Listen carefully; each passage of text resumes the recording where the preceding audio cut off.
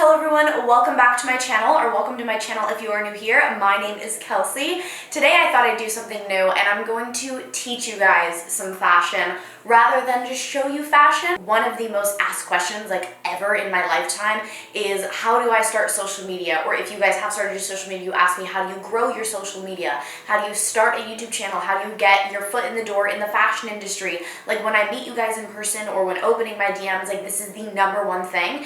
And I've always meant to talk about it, but for some reason I just never did. So I decided to sit down, write some fashion success tips that I have that I use. I'm not a fashion expert on tips. I don't think that's even a thing. But from my years of experience in working in fashion, these are the tips that I have learned that have helped me or helped me grow, or just things that I would have told myself that I wish I knew beforehand when I first started off or before I did, that I would just like to share with you guys. First fashion tip that I have for you guys is basically the number one. It's my go-to tip. When people are just what's a tip that you have? This is what I always tell you, because no matter where, what area in the fashion industry you're looking to get into or to grow in, it applies to everybody, and it is to have something that sets you apart and to be original. That sounds very cliche, be yourself, be original, but it's so true, because in the fashion industry, there's so much competition. There's so many people trying to get in the same spot. There's so many people working in social media right now. You need something that sets you apart. You need a reason for people to want to follow you, a reason for people to want to hire you. You need something that makes you a little bit different from everybody else that's doing the same thing as you.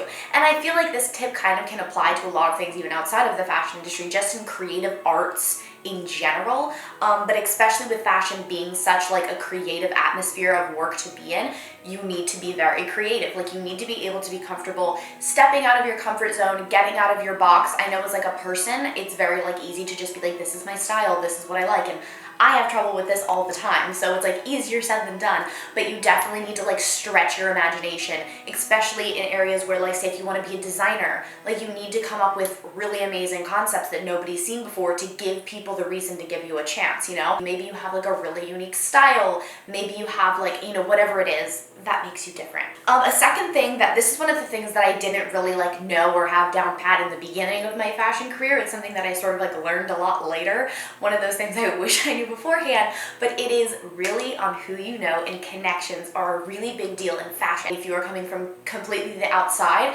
having connections is something that's going to help you a lot, so talk to everybody. That is something I wish I took advantage of when I was younger. I'm an antisocial person, but in this industry, you need to meet a lot of people. So I sort of had to learn to push myself to talk to everybody. For example, if I'm going to a fashion show, I talk to everybody sitting around me. I talk to the person to my left, I talk to the person to my right, I talk to the people behind me, but it helps so much. And I have a lot of anxiety, so that's really hard for me. But talking to people, meeting a lot of friends, especially meeting people that do the same thing that you do, is going to be so helpful. So as an influencer, I reach out to a lot of influencers and make other influencer friends.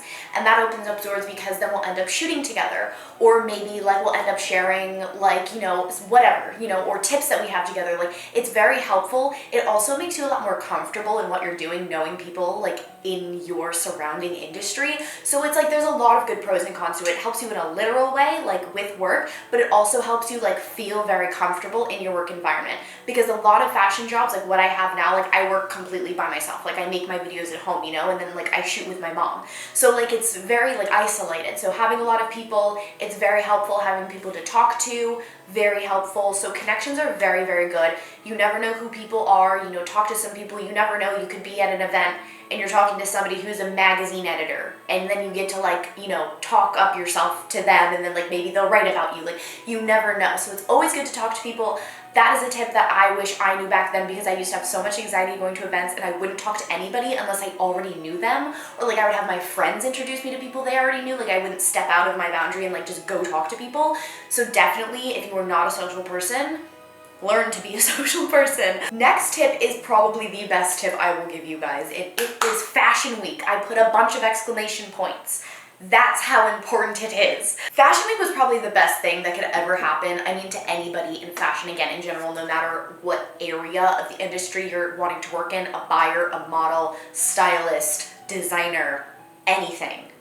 Fashion Week is where it's at. If you've never been to Fashion Week, obviously right now it's kind of hard with this whole lockdown thing. It's sort of kind of converting temporarily to being online. Find ways to help out behind the scenes if you can, like I said, if you know connections, or tip number 2, or if you just can find ways to help out with things like that, little internships behind the scenes. If you can even like talk to a designer that you can just like help send out clothes to models, or if you are a model, you know, like things like that, either helping out or being part of Fashion Week, whether it's like if you're a photographer, shooting people on the streets. Like I actually know people who, that's kind of how they got their start, is they would just wait outside of shows and just shoot models on the street, and then those people would repost their photos, and then the next thing you know, it like leads to another thing. Fashion Week is really great. It's where I've met some of the best people that I know. It's where I've met some really amazing designers that I work with now. A lot of the sponsorships that I do, I'll meet owners of brands that will be at after parties or at shows or whatever it may be. You get amazing, if you don't have a publicist, you can be your own publicist during Fashion Week. Like, it's amazing. You get really good exposure for yourself. You get amazing photos of yourself that you can use for your social media. If you've never done Fashion Week, highly recommend it. If you live outside of an area that does Fashion Week, fly into New York, fly into Paris. Like, it is worth it.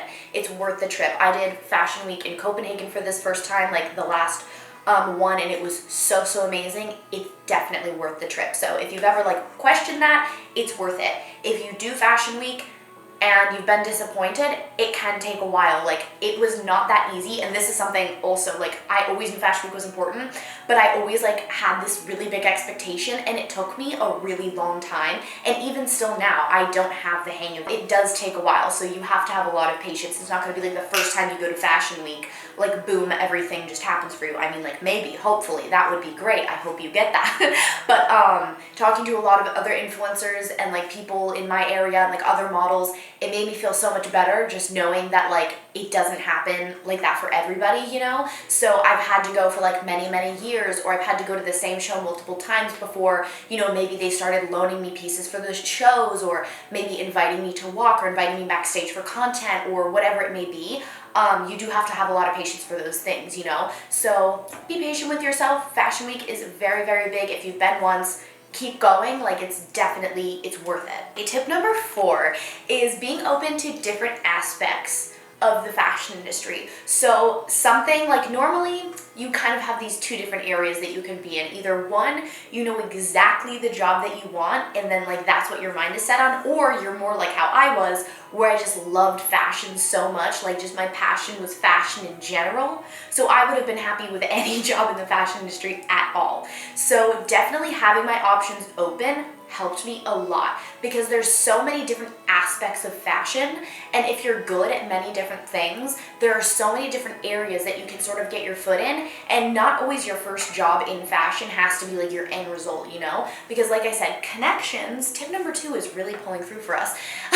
Connections are really good. So if you start off somewhere that's not your ideal area, like say you want to be a fashion journalist, and you're starting in illustration, or maybe you're a stylist assistant, like that can get you better places, bigger places through connection. You can learn so many valuable things that can help you in the area that you want by still not being in that exact area. I don't know if that's making sense, like the way I'm communicating it, but it's very helpful. Tip number 5, also very important. This is another thing I was not very prepared about that I want to prepare you guys on, and it is show what you bring to the table. Social media portfolios and media kits. Very important. Portfolios not as much now that everything's sort of like transferring to online, so that's basically what a media kit is. It's just like a digital portfolio. So for example, if you want to be a model, normally you have your portfolio of all your photos and stuff. A media kit is basically like an online version. It has your pictures, it has, you know, your name, a descriptional detail of you, like who you are, where you come from, where you want to go, you know, your special talents, whatever.